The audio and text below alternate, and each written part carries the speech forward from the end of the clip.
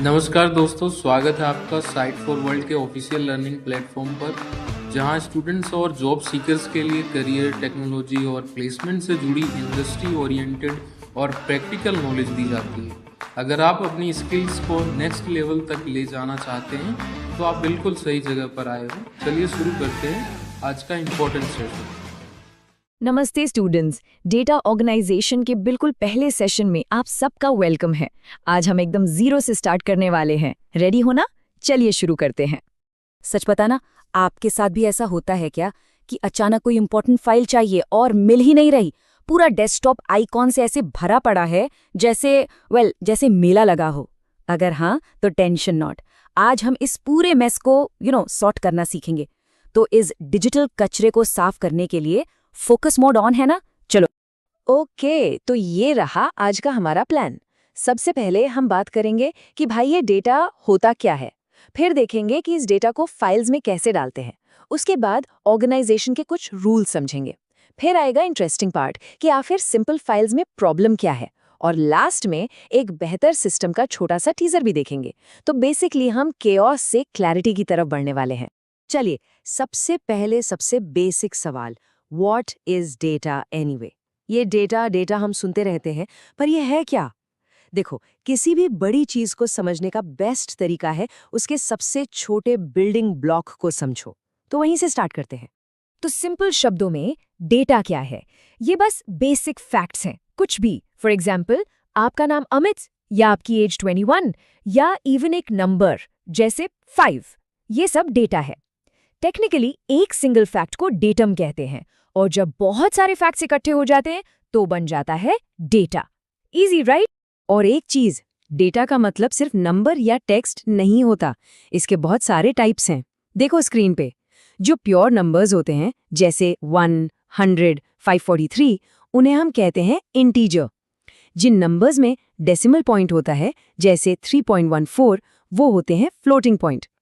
एक अकेला अल्फाबेट जैसे ए, उसको बोलते हैं कैरेक्टर। और प्योर वर्ड्स या सेंटेंसेस जैसे हेलो वर्ल्ड, वो हो गए स्ट्रिंग। और हाँ, जो फोटोज, सॉन्ग्स, वीडियोस आप रोज देखते हो, वो भी मल्टीमीडिया डेटा ही है। तो चलो, एक सवाल, अभी क्या सीखा बताओ? एक इंटीजर और एक स्ट्रिंग में क्या फर्क है? सोचो। जैसे नंबर 123 है, वो एक इंटीजर है। उस पे आप प्लस, माइनस, मल्टीप्लाई सब कर सकते हो। लेकिन अगर मैं 123 लिखूं कोट्स के अंदर, तो वो एक स्ट्रिंग बन जाता है।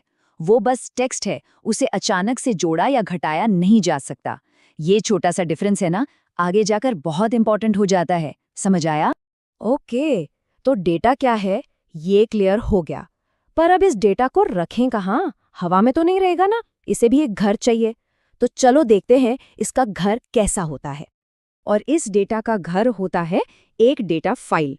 अब ये फाइल क्या चीज़ है? कुछ नहीं, बस एक जगह जहां रिलेटेड डेटा को ऑर्गेनाइज करके रखा जाता है। सिंपल एग्जांपल देती हूँ। आप एक सब्जेक्ट के नोट्स एक ही नोटबुक में लिखते हो ना, बस वो नोटबुक आपकी डेटा फाइल है। सिंपल। और पता है, आप लोग फाइल्स हर रोज हर मिनट यूज करते हो, शायद सोचते भी नहीं। जैसे आपकी रिपोर्ट है .docx फाइल में, हिसाब किताब है .xlsx या .csv फाइल में, आपकी सेल्फी है .gpg फाइल में, जो वीडियो देख रहे हो वो .mp4 फाइल है, और जो गाने सुनते हो वो .mp3। ये सब अलग अलग तरह की डेटा फाइल्स ही तो हैं। चलो, अब एक एक्शन क्वेश्चन। अभी के अभी इस वीडियो को पॉज करो और अपने कंप्यूटर या फोन में 3 अलग अलग टाइप की फाइल्स ढूंढो। एक फोटो, एक गाना, एक कोई डॉक्यूमेंट। सीरियसली करो, जब खुद से ढूंढोगे ना, ये कॉन्सेप्ट दिमाग में आराम से बैठ जाएगा। किया ट्राई? बहुत बढ़िया। ओके, तो हमने डेटा समझ लिया, उसको फाइल में डाल दिया।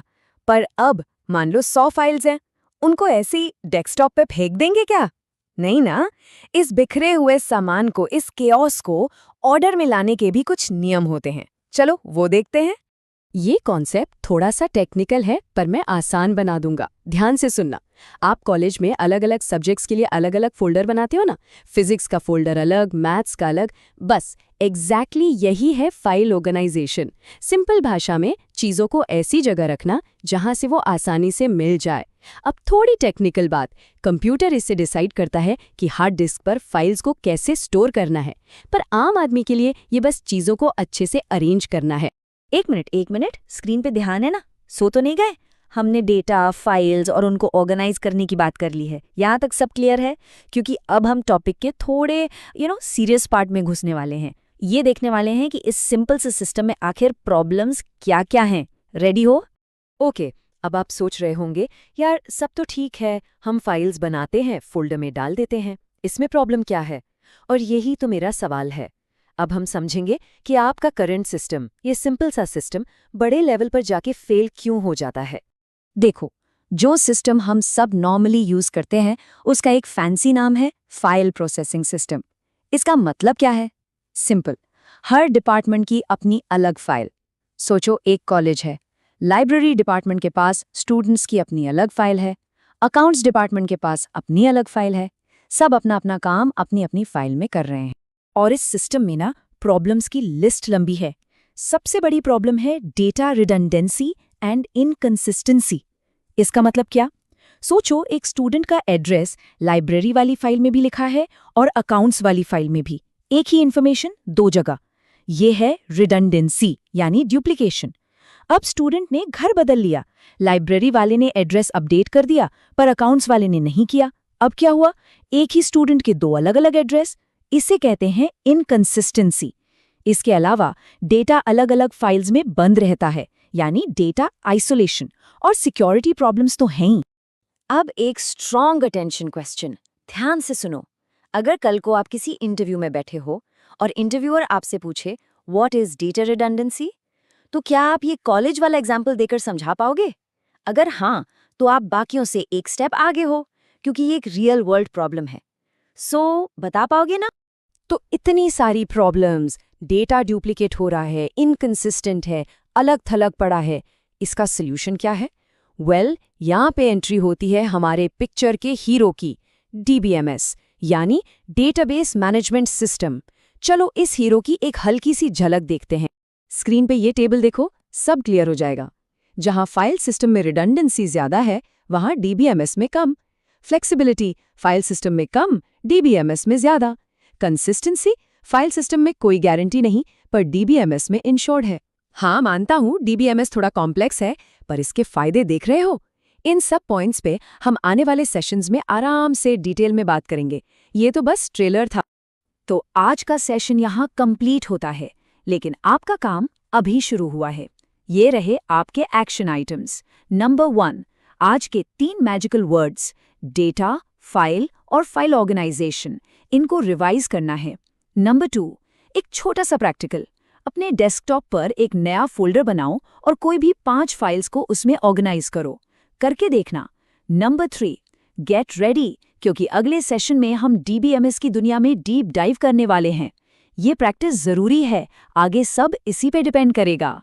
अगर कोई भी छोटा सा भी डाउट है ना, तो प्लीज कमेंट्स में पूछो, हम लोग हैं यहाँ जवाब देने के लिए।